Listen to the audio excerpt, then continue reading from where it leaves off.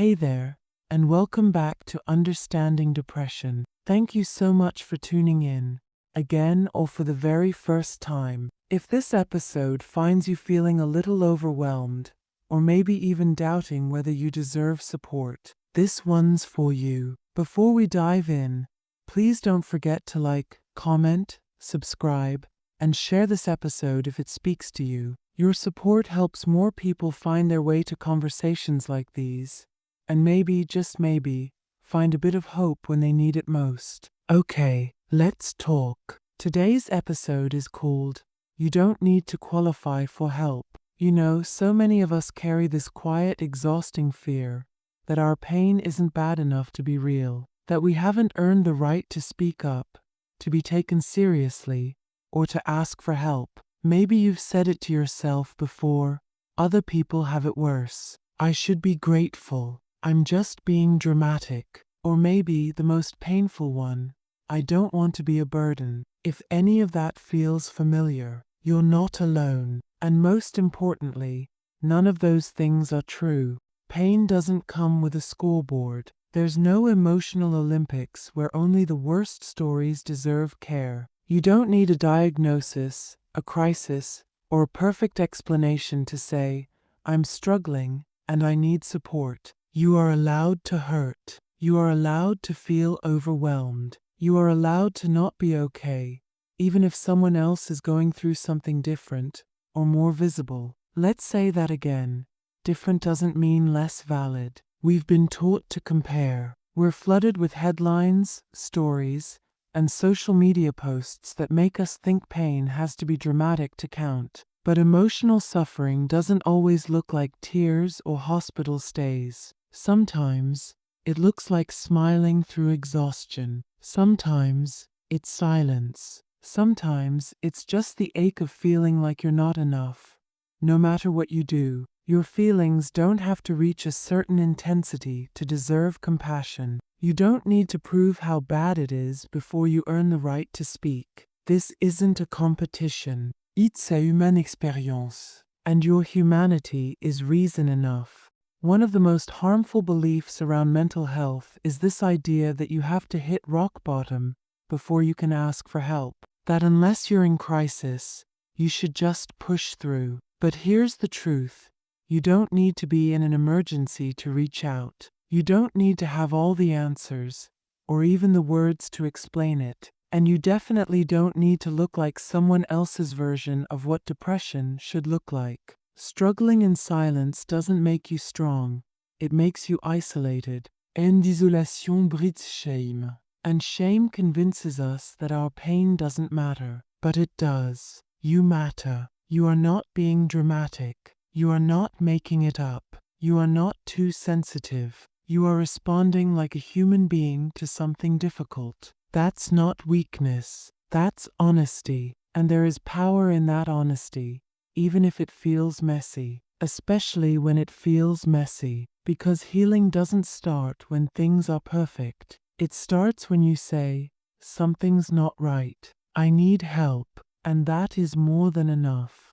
This part is for those of you who keep going, quietly, invisibly, while carrying weight no one else can see. Maybe you get up, go to work, smile at your friends, respond to messages, and yet, inside, you feel like you're falling apart. Maybe you even convince yourself it's not that bad, because you're still functioning. But surviving isn't the same as thriving. And functioning doesn't mean you're not hurting. Sometimes the most painful battles are the ones no one knows about. The ones where you feel like you have to keep it all together. Because people depend on you. Because you don't want to disappoint anyone. Because you think asking for help might scare them away. But listen, you don't need to earn rest by burning out. You don't need to justify your need for care by proving how strong you've been. The fact that you've held so much in silence already says a lot about your strength. But it's okay to stop holding everything alone. It doesn't make you weak. It makes you human. And being human is not something you ever need to apologize for. Let's talk about comparison. The kind that sneaks into your mind when you see others going through something heavy. You might think, well, they lost someone. They have trauma I don't have. They've been through worse. And then suddenly, your own struggles feel small, invalid, like you should just be grateful and move on. But emotional pain isn't a competition. Someone else's suffering doesn't erase your own. Their heartbreak doesn't cancel out your hurt. There's no scale that says, this pain counts, but that one doesn't. We don't do this with physical pain, right? If someone breaks their arm, we don't say, stop complaining. Someone else broke both. We treat the injury. We offer care. We respond. So why do we do that with mental pain? You're not being selfish by acknowledging your struggle. You're not being insensitive to others by honoring your needs. There is room for all of it. Room for their pain and for yours. Room for empathy toward others and compassion for yourself. You don't have to shrink your pain just because someone else's seems louder. It's still real. It still matters. You still matter. Now, let's shift for a moment. This part is for you. If you're someone who supports a friend, a partner, a sibling, or anyone going through depression, if you've ever sat quietly beside someone you love, not knowing what to say, but knowing you want to help, this is for you. Here's the thing. You don't need to have perfect words. You don't need to fix everything. And you definitely don't need to be a therapist to be meaningful in someone's healing. What people often need most is your presence, your empathy, your willingness to simply be there without rushing them to feel better. Sometimes, the most powerful thing you can say is, I'm here. Or I may not understand everything, but I want to try. Or even just, you're not alone. Silence can be sacred. Listening is a gift. You don't need to fill the space with advice. You just need to make that space safe enough for someone to be real. Being supportive isn't about being flawless. It's about being human with another human, and that's more than enough. So if you've been showing up for someone, thank you. Even if they don't say it, even if they seem distant, your presence matters. Keep showing up, even quietly. It echoes louder than you think. One of the heaviest feelings that can come with depression is the belief that you're a burden, that your presence is too much, that your needs are inconvenient, that your pain makes people uncomfortable. If you've ever thought, maybe they'd be better off without me, please know this. That thought is a lie depression tells. You are not a burden. You are a person who is hurting. And people who are hurting deserve care, not shame, not silence, not self-erasure. We all need help sometimes. That doesn't make us weak. It makes us real. The people who truly care about you, your real people, don't want you to suffer quietly. They want to know. They want to walk with you, even if they don't know exactly how. And if you feel like you've already asked for help too many times, let me remind you, needing help more than once doesn't mean you're failing. It means you're still here, still trying. And that is courage, not weakness. You are allowed to take up space. You are allowed to ask again. You are allowed to be supported. There is nothing wrong with needing others. In fact, it's how we survive. Together. Let's say this clearly, because sometimes we all need the reminder. There is no minimum requirement for asking for help. There's no test you have to pass. No checklist you need to complete. No permission slip you need to earn. You don't have to be falling apart to reach out. You don't have to have the right words. You don't even have to know exactly what's wrong. You just have to feel it. That inner sense that something's off. That something hurts. That you don't want to keep carrying it alone. Détesseneuf. You don't need to explain your pain in perfect sentences. You don't need a dramatic story. You just need one moment of truth. I think I need someone to talk to. And if you're afraid you'll be judged, dismissed, or misunderstood, that fear is real and valid. But please don't let it stop you from trying. Because somewhere out there is someone who will understand. Someone who will believe you. someone who will care. Whether that's a therapist, a support group, a trusted friend, or even a stranger on a helpline, there are people who want to help. And you don't have to be in pieces to be worthy of that help. You just have to be human, which you are. So yes, you qualify. Always.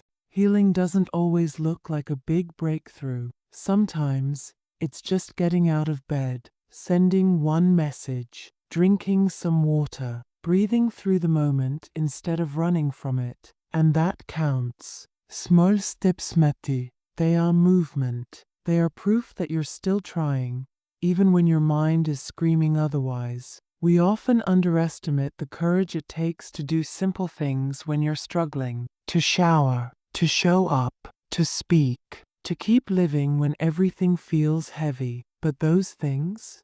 They are radical acts of strength. And no matter how slow you feel, or how stuck, or how broken, you are not failing. Healing isn't linear. It's full of loops and pauses, and days where nothing makes sense. But if you're showing up for yourself in any way, big or small, you are already on the path. And you are not behind. You're right on time for your own healing. Let's take a moment and talk about what you actually deserve. Not just to survive, not just to get through the day, not just to fake a smile and pretend everything's fine. You deserve peace. You deserve safety. You deserve rest, not as a reward, but as a right. You deserve to feel seen and heard without needing to perform your pain, to exist without constantly proving your worth. Your value is not measured by your productivity, not by how well you hide your struggles, not by how much you've endured without asking for help. You are not here to carry everything alone. You were not meant to live in constant survival mode. You were meant to live, to feel, to connect, to be held, not just hold it all together. So many of us have been taught to wear our exhaustion like a badge, to prove we're strong by staying silent. But strength also looks like softness, like honesty, like saying, I don't want to live this way anymore. And that's where healing begins. Not in pretending, but in permission, to want more than just survival, to want peace, to know it's possible, and that you deserve it. If you're in a dark place right now, I want you to hear this. It won't always feel this way. I know that might be hard to believe, especially when the weight feels permanent and the light feels out of reach. But feelings are not facts, and hopelessness, as real as it feels, is not the end of your story. There are people who once felt exactly like you do, and now they're on the other side. Not because everything magically got better, but because they stayed, because they took the next breath, because they reached out one more time. Healing doesn't mean you'll never struggle again. It means learning how to live with the waves. It means finding support systems, coping tools, safe spaces. It means slowly, gently rebuilding your relationship with yourself. And it is possible, even if you've tried before, even if you've relapsed, even if you feel like nothing has worked yet. You're not broken, you're just human, and humans can heal. It may take time, it may take trial and error, but there is a future version of you who's glad you stayed, who feels more whole, more grounded, more at peace. And you're already on your way to becoming that person. If you've made it this far, thank you, truly. Thank you for listening, not just with your ears, but with your heart. Whether you're here for yourself or for someone you love, your presence matters. It takes courage to face hard truths, to sit with uncomfortable feelings, to stay open when everything in you wants to shut down. And if all you did today was listen, that's enough. Before we close, let me remind you once more, you do not need to qualify for help. Your pain is valid, your emotions are real, and your story deserves care. You are not weak for needing support. You are not dramatic, or broken, or attention-seeking. You are simply a person navigating something hard, and that is nothing to be ashamed of. To those who are holding space for others, your empathy is powerful. Your présence can changer la life. And your patience may be the reason someone chooses to stay. To everyone here, we're all still learning, we're all still growing, and we don't have to do it alone. So please, take care of your mind like you would your body. Ask for help.